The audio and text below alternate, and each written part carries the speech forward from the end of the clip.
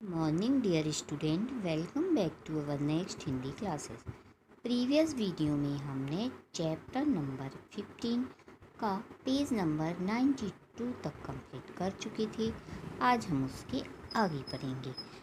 तो पहले एक बार हम रिवाइज कर लेते हैं कि हमने कहाँ तक पढ़ा था। तो हमने पढ़ा था कि जब हम शिमला के स्टेशन पे जब गाड़ी पहुँची और चारों ओर के वातावरण को देखकर मन झूम उठा, और फिर रात एक होटल में व्यतीत करने के बाद जब अगली सुबह हम मॉल रोड पर आए तो कुछ बच्चों और किशोरों को वर्ग पर खेलते देखा।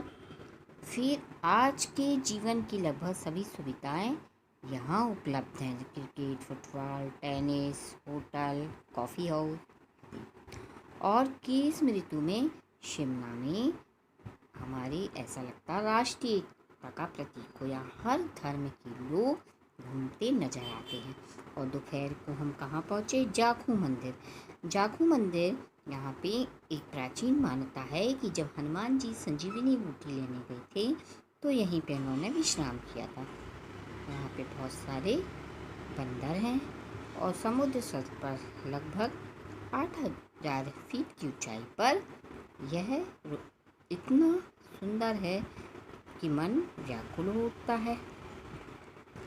और इसके बाद हम कहाँ पर पहुँचे? Rock garden. इसका नाम राज गार्डन भी है, इसको कहकर आमतौर पर लोग पुकारते हैं। और यह बिल्कुल अलग है, यानी पुरानी जो फालतू की चीज़ें उससे बनाया गया है। और यहाँ की जो पाषाण उद्यान के जो निर्माता हैं, नेकराम का झोपड़ी नुमा निवास स्थान भी इसी गार्डन में है। और ये कहते हैं कि इस गार्डन को ये अपना राज्य मानते हैं और स्वयं इसके ये सम्राट हैं। और वे अभी इसके निखार में लगे हुए हैं और इनको आशा है कि कुछ वर्षों बाद भी इसकी और अधिक शोभा वृद्धि कर देंगे। हमने यहाँ तक पढ़ा था। अब इसके आगे पढ़ते हैं 93 पेज का। इतिहास साक्षी है कि मुल्तान का शासक शमसुद्दीन अल्तमश पंजौर का मोहक प्राकृतिक वातावरण व धार्मिक स्थान देखकर उतावला हो उठा। ये जो थे शमसुद्दीन अल्तमश, ये पंजौर का जो इतना अच्छा प्राकृतिक वातावरण देखा, धार्मिक स्थान, तो वो बहुत उतावले थे। वे किसी भी तरह सिरमौर के शासकों से इसे छीन लेना चाहते थे। आखिर उसने इस पावन नगरी में जबरदस्त आक्रमण करके यहाँ की अनेक भव्य मंदिरों को खंडित करवा दिया। मंदिरों को क्या कर दिया? खंडित करवा दिया था। कुछ हिस्सा उसका तोड़वा दिया था। वाक़ियाती नासरी में लिखा है कि नसरुद्दीन ने भी पंजौल पर हमला करके वहाँ की कला को बहुत क्षति पहुँचाई थी, नुकसान पहुँचाया था। पंजौर की चित्रकला देखने योग्य है। वहाँ गोल गुंबद वाला एक भव्य गुरुद्वारा है ना, जैसे चित्र में आपको दिख रहा है। कहा जाता है इसे रियासत पटियाला के महाराज करम सिंह ने बनाया था। किसने बनवाया था? करम सिंह ने। इस गुरुद्वारा के समीप एक ऊंचे चबूतरे में बना एक छोटा सा प्राचीन क्या है? शिवालय है ना, शिव का मंदिर। इसकी वास्तुकला कला प्रेमियों तथा दर्शकों को अपनी ओर खींच लेने की क्षमता रखती है। लगभग 300 वर्षों पूर्व बने इस शिव मंदिर के पीछे वाले भाग में इसके निर्माता श्री फूलमत की समाधि है। जिन्होंने बनाया था, तो शिव मंदिर के पीछे उनकी समाधि है, जिन्होंने बनाया था फूलमत, है ना।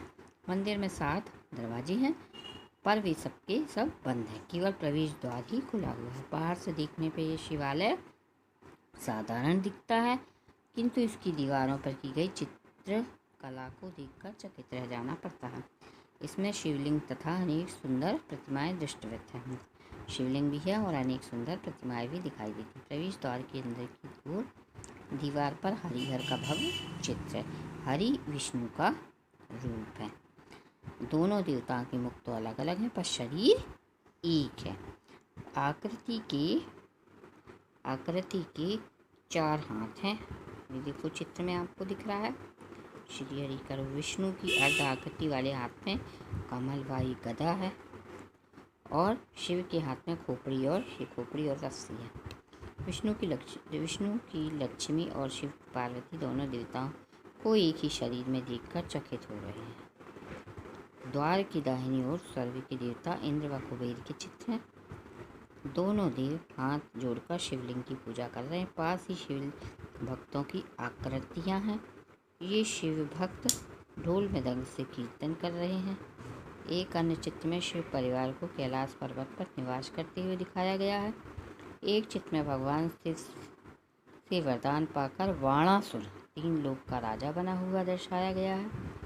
एक चित्र शिव पार्वती के विवाह का है। एक दृश्य में वाणासुर की पुत्री उषा भगवान पेज नंबर 94 पे आ जाइए। श्री कृष्ण के पुत्र अनिरुद्ध के वियोग में तड़पती हुई दृष्टिगोचर होती है। यद्यपि यह मंदिर हिंदू धर्म के अनुयायियों का है, परंतु इसमें सिख गुरुओं को भी पूरे आदर के साथ दिखाया गया है।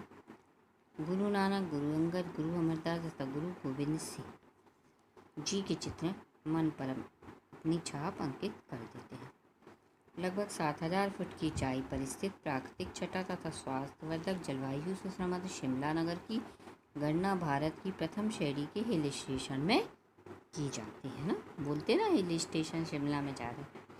अंग्रेजी शासक काल में लंबे समय तक यह नगर शासन की शासन ग्रीष्मकालीन राजधानी थी।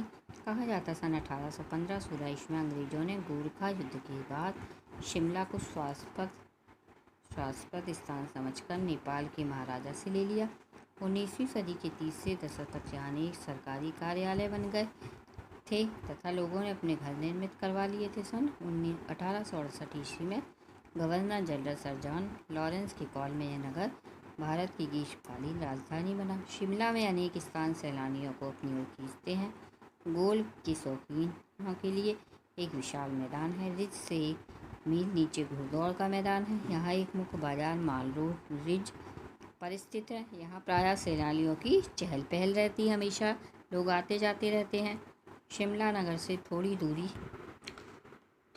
पर घने जंगलों में चैल नामक दर्शनीय स्थान है। कौन सा स्थान है? चैल नामक।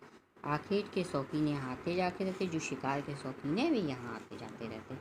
महाराजा पटियाला प्रायः कई दिनों तक यहाँ निवास करते थे। यहाँ से पर्वतों के नीचे प्रवाहित सतलुज नदी का दृश्य बड़ा सुखद है। पर्वतों के नीचे कौन सी नदी बहती है? सतलुज। अब यहाँ रात के समय कसोला तथा शिमला नगर की जगमगाती बत्तियाँ इस प्रकार दृष्टिगोचर होती हैं मानो आकाश में सहस्त्रों सितारे जगमगा रहे हैं। पश्चिमी सभ्यता में लगी इस नगर ने राष्ट्रीय आंदोलन में महत्वपूर्ण भूमिका अदा की। गांधी डार्विन समझौते के समय गांधी जी, कस्तूरबा जी, सरदार पटेल, श्रीमांत गांधी, पंजाब के लाला लाजपत राय यहाँ पधारे थे। शिमला की गोलमेज कॉन्फ्रेंस का अपना महत्व है। भारत विभाजन के संबंध में नेताओं की वार्ताएं इस नगर में हुई और नगर में ही सन 1971 ईस्वी में भारत पाक युद्ध के बाद स्वर्गीय श्रीमती इंदिरा गांधी तथा भुट्टो के मध्य शिमला समझौता भी यहाँ प्रसन्न हुआ। ठीक है बच्चों, ये चैप्टर आपका समाप्त हो गया। नेक्स्ट वीडियो में हम आपसे फिर मिलेंगे। टेक केयर, रीडिंग करिएगा और CW कॉपी करिए।